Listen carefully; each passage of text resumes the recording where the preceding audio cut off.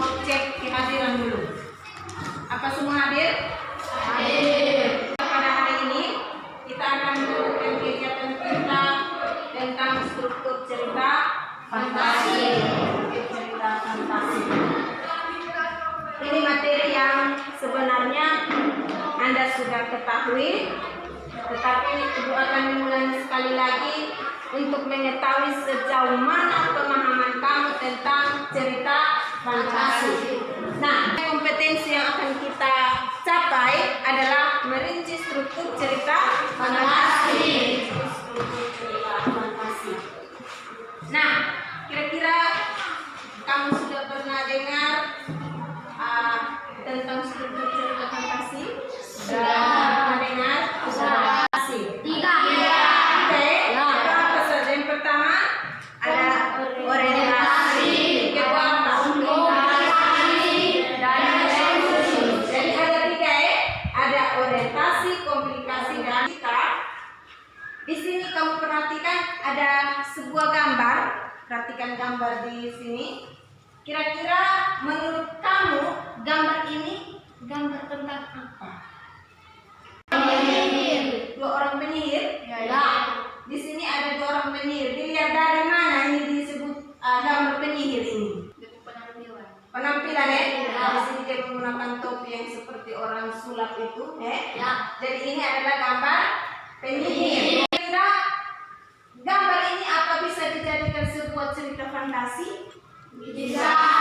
Bisa. Saya di sini gambar penyihir ini bisa dijadikan sebuah cerita Fantasi. Cerita fantasi itu cerita yang tidak ada dalam dunia nyata. Penyihir. Fantasi. Jadi ini gambar bisa dijadikan sebuah cerita fantasi. Fantasi. Oke, kita lihat satu persatu tentang struktur cerita fantasi. Yang pertama, struktur orientasi. Di sini ini pengarang atau penulis cerita mulai memperkenalkan tokoh, watak, latar, dan konflik. Ini bagian orientasi. Dari situ dia akan Komplikasi. Nah, di sini dalam tahap komplikasi ini mulai munculnya masalah atau puncak masalah yang biasa disebut dengan klimaks atau puncak masalah. Dari komplikasi ini mulai munculnya masalah hingga masalah itu memuncak. Solusi. Di sini penyelesaian akhir cerita. Dari tahap orientasi mulai memperkenalkan tokoh, latar, watak, dan seterusnya. Pada tahap resolusi ini mulai berakhir dalam cerita tersebut. Nah, akhir dengan kebahagiaan yang disebut dengan happy ending. Ada juga yang disebut berakhirnya cerita tersebut dengan kesedihan yang disebut adalah sad ending. Jadi itu dua kecenderungan yang ada pada tahap resolusi ini. Nah, untuk tiga struktur ini mungkin ada pertanyaan, disilahkan. Untuk penjelasan itu cukup?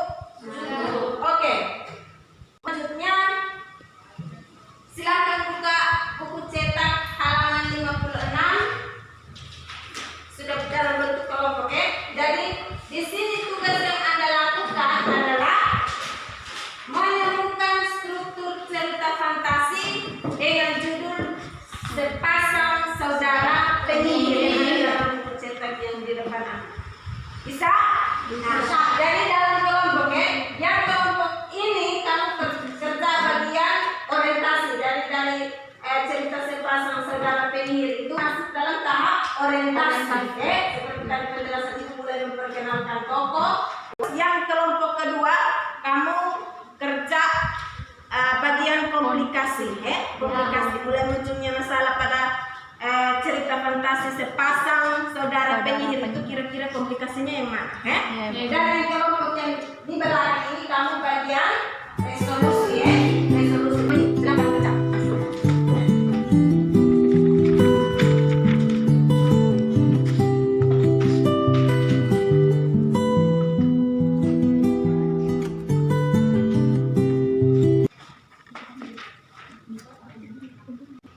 Sudah semua? Sudah.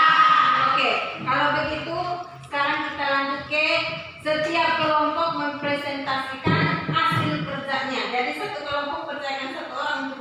menceritakan hasil kerja kelompok. Baik, terima kasih atas waktu dan kesempatan yang diberikan kepada kelompok kami untuk mempresentasikan hasil diskusi kami dari cerita sepasang saudara sendiri. Di sebuah desa yang damai, hiduplah dua saudara kembar yang memiliki kekuatan sihir. Mereka adalah Niko dan Arko. Meski mereka saudara kembar, namun watak keduanya sangat berbeda drastis. Arko yang merupakan kakak dari Niko selalu melarang adiknya untuk memamerkan kekuatannya kepada teman-temannya atau menggunakan sihir. Sekian dan terima kasih. Oke, kita berikan tepuk tangan untuk kelompok pertama. Jadi untuk orientasi di situ dia mulai dari kata di sebuah desa. Nah di situ dia mulai memperkenalkan tokoh, latar dan watak. Di situ juga ada. Di situ latarnya di situ di sebuah desa, di sebuah desa. Tokoh dalam sepasang saudara penyihir ini ada siapa-siapa saja. Ada Niko dan Niko. Di situ dua orang ini juga memiliki watak yang berbeda. Bagaimana dalam cerita sepasang saudara penyihir? Baik hati, Nah, dalam cerita ini dia pokoknya sombong dan angkuh, memamerkan kelebihannya, Jadi itu adalah struktur orientasi. Baik, dua, silakan bagian komplikasinya yang mana? Silakan dipresentasikan. Kesempatan yang diberikan kepada kami untuk mempresentasikan hasil diskusi kami. Akan tetapi, Niko selalu mengelak dan mengatakan bahwa Arko iri dengan kemampuan. Mantra tersebut ternyata terpantul ke arah Niko. Niko akhirnya berubah menjadi batu. Sekian dan terima kasih. Oke, kita beri tepuk tangan untuk kelompok sepasang saudara, mulai dari munculnya masalah itu. Di sini mulai munculnya masalah pada cerita sepasang saudara penyihir itu ada, akan tetapi Niko selalu mengelak dan mengatakan bahwa Arko iri dengan kemampuan sihir Niko. Sikap Niko milik keluarganya. Nah itu mulai munculnya masalah. Nah masalah itu memuncak, itu maka dia sembarang menggunakan sihirnya, terakhir sihirnya kembali kepada dia atau berbalik kepada dia dan si Niko berubah menjadi batu. Nah itu puncak masalah.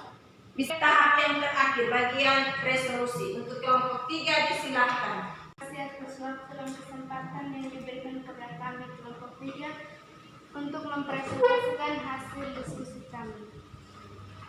Melihat keadaan kakaknya, Arko memberitahukan guru sihir kemudian meminta bantuannya untuk membebaskan sang kakak dari sihir yang diperbuat. Akhirnya Niko menjadi batu selamanya karena tidak ada yang bisa melawan dari sihirnya sendiri. Sekian dan terima kasih. Oke, kita berikan tepuk tangan untuk kelompok. Kita sepasang saudara kembar ini resolusinya atau penyelesaian terakhirnya bahwa si Niko itu dibantu oleh para guru penyihir pun tidak berubah. Dia selamanya menjadi batu.